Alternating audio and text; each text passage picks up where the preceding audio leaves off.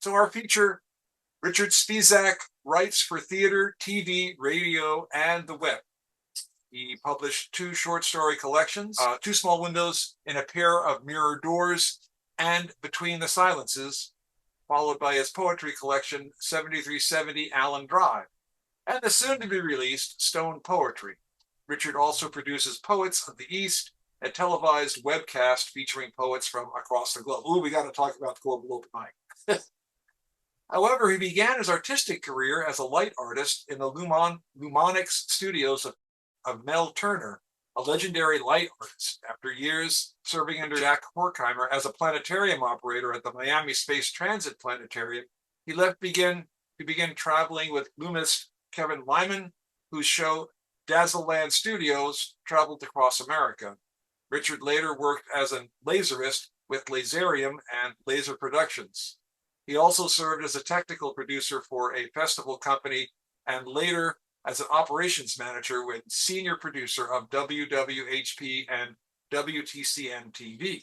Now, there are more things that I found, but we're going to hear him speaking his words, and that should be a feast. Thank you. I want to first say thank you, poets. You bring such wealth to our community. There's so much lies, so much mendacity out there in the world, but when you go and listen to poets who speak from their heart's truth, that is a rich banquet that I am always thankful to participate in.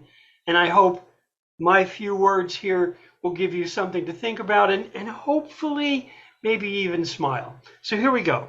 This first one, many of us poets are philosophically oriented, and I was musing and I brought this down, and here we go. Over, under, around, and through. Over, under, around, and through the universe gonna take care of you. As above, so below. Count on your daily million miracles to ease your way, or just count on your toes.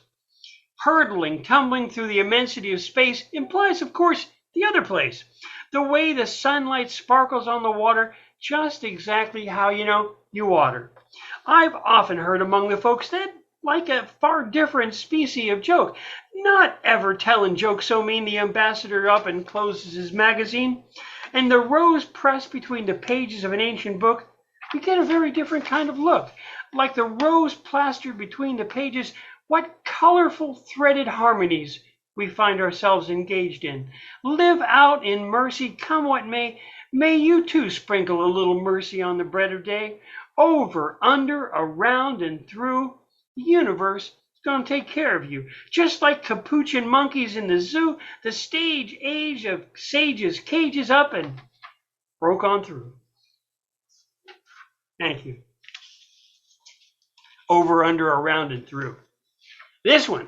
Now, this, my friends, I call upon you, you poets. Okay, there are people out there that are trying to not just shut down literacy, not just shut down books of history, but they would just as well presume that you didn't learn how to read at all. And when I was a little one, and I heard that literacy wasn't always a thing, that at one point only the elite would be learning to read and write, and that books, oh my God, books were forbidden. So there are people trying to turn the clock back that far. So I ask you to think about for a second, picture that library, your favorite library, the one you go to when you got some time, that library you wander around in, and let the books bloom to your hand. So this is called literacy forbidden. Seeing a book, I'm tempted to hearken back to those days when reading was restricted. Reading was always under attack, alone for nobles and the wealthy lot, but as for others, they were just as likely forgot. A special privilege it is to read. Such mean restrictions we do not need, but for those who do not take time to read, they lay their bitter stones on their broken seed, to voyage with a mind full sail, another realm through another leaky veil. Literacy forbidden. Okay, now I love the mysteries. I love the Arthurian tales, and one of the things that I always liked about Merlin was he would take his students and bring them to live in another life. So I do some of that. I try to bring you to another life too. This is about the octopus. And I sprinkle a little mystery with my science, so hopefully you'll enjoy it. This is called Octoplace, Octotaste. Octopus tentacles and a triple-hearted ventricle patrol the seafloor and corals, carefree of any stiff and stilted royals. The pliant, self-reliant sentients can be relentless in their pursuit of vengeance, either crawling or jetting in pursuit, or even in collaborative hunting with certain fishes to fill their saltwater dishes. Bearing 10,000 shades of bunting, camouflage, and more, nesting on the sea floor, and atop the reefer heights, and down in the solid deep of night. Their flight to prey or hideaway, their minds distribute across a different design. Their brain a donut shape, shipped to rippling tentacle slip. Each limb a sub-brain that tastes and touches and remains to find its own way, unless the central brain wills, or on a joint path, whether forward or back jetting, forgetting arms, or besieging prey with gently reaching way. Excuse my shrimp, with a tap on the shoulder. You won't be getting any older. Steering the shrimp over to another arm, steering him mouthward without any signs of alarm. These soft-butted cephalopods with camera eyes can spy you where you lie or walk across the lab where they had you when you got them mad there.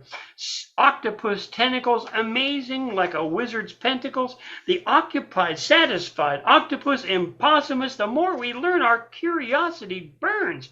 With every fact gets stranger and stranger. It is the laugh of an alien creature from the depths of the past, its main feature. Its brain is as rich and thick in synapses as the family dog before he collapses. Some hunt with fish to fill their dish. Some even build cities for their fellow octopus pretties. The octopus, when on the loose, has its brain in its feet as it sniffs out its path with 8 feet of brains that taste and sniff as they laugh. Think, down there in the drink where each tentacle has a brain that can smell and taste and touch. You'd suspect with all that input to process, it's almost too much. Each tentacle has its own brain. It thinks as it wriggles, it cavorts, and it giggles, tastes with every step, whether dry or wet. Yet, they're all coordinated, which can almost explain the complex behavior that it's true. The darndest thing, the blood is really blue, a lovely deep hue.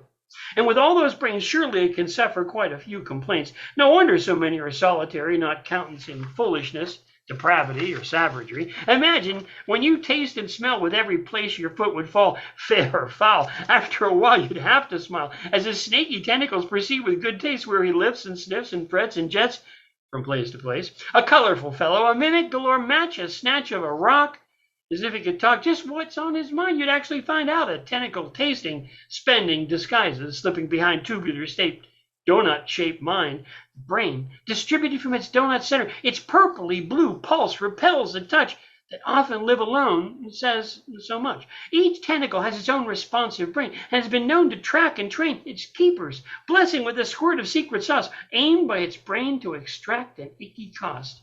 Its feelings have been slighted or crossed, and although there is generally a lonely sort, they've been seen to construct their own dream villages of shells and rocks and debris, even with avenues, you see. They've been seen to grab up tools and make fools of their food before they eat it, just then until the snack is completed. Make no mistake, they'll even mimic a snake. Octopi would often sneak up on their food and tap it on the shoulder so as not to be rude. So it runs from the tap to their grasp so they can hold in their folded arms before they eat it. Quite a pretty trick, suckers.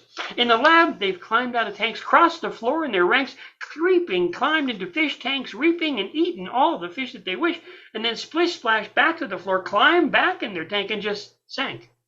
Satisfied little guy. When back in their home, they closed the lid on their own, and as if they'd never left home. Each tentacle can touch and taste and move on its own, as across the sea bottom explores its blotter zone, as if a tentacle had a mind of its own. If, after an argument, might wander off and later come home. On the reef, in the deep, after they lay their eggs, they guard them, it's said, sometimes for even 4 years, without ever hunting or sleeping or tears, until they emerge and the little adults surge. Octoplace, octotaste. And now, I've thought some of us, poetry, the muse visits us regularly, and we can just dash this stuff off unless we are working on an exercise. But then I thought, what's the most tricky subject I could attempt to write a poem about? So I wrote this poem. This is about an insurance meeting. Obviously, the most ready topic for poetic dissection. So here we go. And this happened just exactly as I tell it. Insurance meeting, a poem. I was attending a meeting on insurance, which required, I assure you, no little endurance. The conversation threw me when the insurance dude who knew me tossed me a salad of words that made me doubt what I just heard, which sadly was important because I had to sell it. The very clause I needed to learn how I might tell it so that I could loudly bell it and sell it. I was the internet sales guy. I was the marketing guy at the table, and no wordsmithery, I was usually more than able to sell what the suits in their confusion force whatever on the public might seem to discourse. If I understood that I might make good, if it makes it easier to sell whatever strawberry flavor of hell they got, I thought, which I usually get, though I wish I could forget. While I explain, after I grind it with my brain, to sell it plain and sell, and tell it, bell it. But this one lost me complete. Read. This was custom talk straight from the insurance shop, meant by design to be opaque, lest there be not any mistake. This way they could use this, I'll confess, to avoid to pay, and as Freud would say, a little more than delay. Now, in a high-powered meeting like this, we foster the illusion that there is no confusion. Well, by all means, my dear, cleared. Let's just sign and get the hell out of here. No new confusion, no bloody contusions, never more. But I got to sell it. So I asked him to spell it. What did he mean by breakage? Help me across the dangerous, choppy, over-the-toppy waters of this lakeage. Insurance exec smiled as he shuffled the papers he piled. It works out something like this. For insurance to exist, the plan is never pay. Neither by night nor by day ever pay. But my friends allowed this a never say. But if we must betray our company's investors by paying when there's no use of any more delaying, we call that breakage. Like there's some mistakeage. Because we don't pay. That's all he would say. We don't pay. Insurance meeting. Now, on a far more palatable topic, I offer you, my friends, this is called the geography of love. Now, what poet, hasn't through emotional excess been desirous to write a poem for the man or woman that they love? But I thought, how could you even dare to try to write something new? But I tried to do this. So this is called the geography of love. It's not place or face or special grace. It's not sky or eye or wondrous spy. It's not scent or went or mission tent, not time or climb nor departing gate, but certain sure, a shared intense allure and fate. It's not chase or place or garden wall. It's not time or dime or late night call. It's not tease, not ease, nor curve of leg. It's not snack or fact, nor turn of page, but relief of grief and a harbor safe.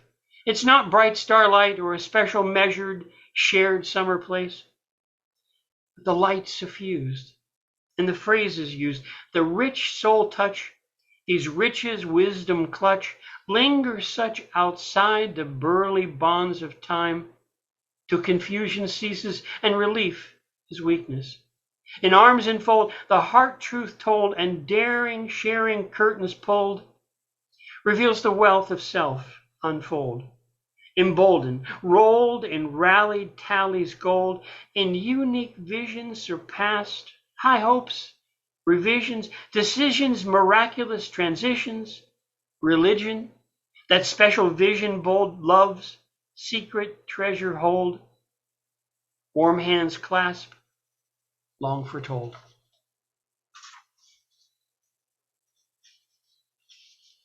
Well, now, I must admit, I love the mythic. I cut my poetic teeth on Homer's Iliad when I was just a wee lad. So I've always admired storytelling with poems.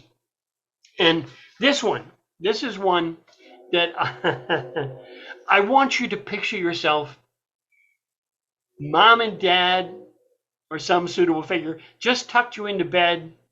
They're going to read you that fairy story that they've always wanted to hear. But it's a cockeyed world, so they're going to read you some fables from Florida. Florida, as we know, is sort of a magical place, or just crazy. So here we go. This is called 5 Fragrant Florida Fables. Number 1. A man carves a trailer park from a single palm tree.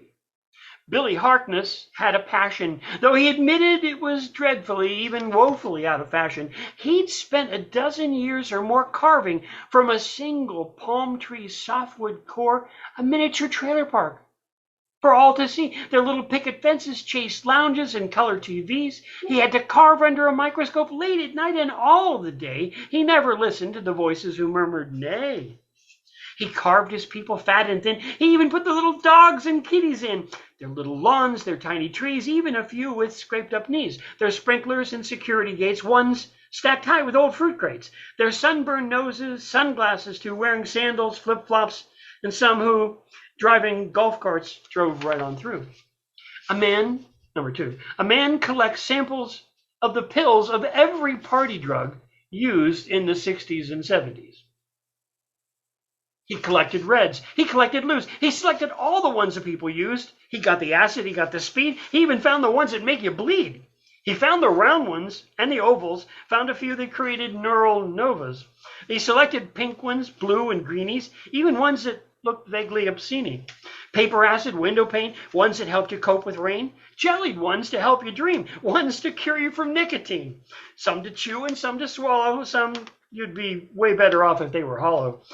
Shiny black ones to keep you up. Some after which you've taken you should never drive a truck. Ones to chill you out already. Ones after which you've taken you won't walk steady, just loll and pitch, so best get ready. His drug menagerie, his great collection, and besides, he made some great connections. Number 3. A man trained a clutch of baby alligators to play Anagata Davida on the bells. Fresh from their egg, these baby gators were introduced to little tinkling bells hung from taters. They'd take their cue with little bits of food dangled there beneath their snoot, sometimes fish and sometimes froggies. These at last, it seemed, they were rendered groggy. They just responded to iron butterfly. I don't understand it. Watch them fly. They jump up on their 2 hind feet, ring their bells, God knows why. Anagata Davida seems to stir a little something down in their middle. But oh, if they could only play the fiddle. Watch these little creatures leap and snap. They learned Anagata Davida before their nap.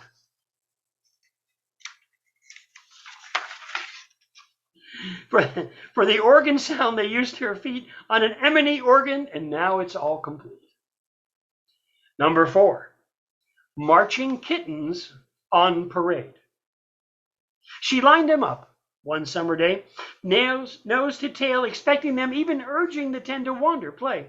But this clutch of kittens liked to march, their movements circumscribed like they've been dipped in starch. One by one, they paraded on by. They're expected at Macy's Parade in July. Or maybe Thanksgiving, I'm up in the air. But if they climbed up on those balloons, they would need stairs. Well, then they're shooting way nothing, tooting up in the sky in a blink of an eye on a zooming balloon. It's in the final clause exactly why. And then finally, number 5. A man marries every one of a family's 7 daughters in age sequence. He met Melissa. It was May. He proposed marriage that very day. And it wasn't long before he met June. And oh, by gosh, in his heart, he found more room. He told Melissa he met June, Melissa's older sister, who could always be counted on to ferry a merry tune. But now in his heart, he found room for June. This upset Melissa. She was not gay. That was her cousin who could never even seem to stay. So Melissa dismissed this loving guy and asked the lovely June when she's about it. She knows why, and there's no doubt it. No sooner had he changed his nest, he met another sister by the name of Bess. He wooed her, he sought her, and my goodness, adopted her deep in his heart, or just for a while, that's what he thought. He decided, unrequited, that she was the best of all the daughters in the family nest. June came through the front door, but didn't dally. But that's exactly when he met the elder sister, Sally. Sally came in arm with little June. She decided to move into the upstairs room. No sooner had she loaded in that she and Bobby came within. My friend Sally stood in June's wedding party, yet surprisingly soon she too laid down with Bobby. A familiar tune for this well-groomed fellow. June was okay with her sister staying, despite knowing she was regularly with her husband Lane. But the last straw was broke with little sister Carla, who traveled widely by barge and boat. She'd traveled fa-la-la, also by bus and electric car. So when youngest sister Monique joined the fun, that was it. Old June was done. She could never, with her sister's party, atop her husband. She was far too haughty. The six sisters found Bobby a people-pleaser, although perhaps a little naughty, to him, the youngest geezer. Let me dash through this. This is Finn's gift to you. Take your time. Take your time. We love it. Do what you got to do. Collector of words. This again from Brother Finn.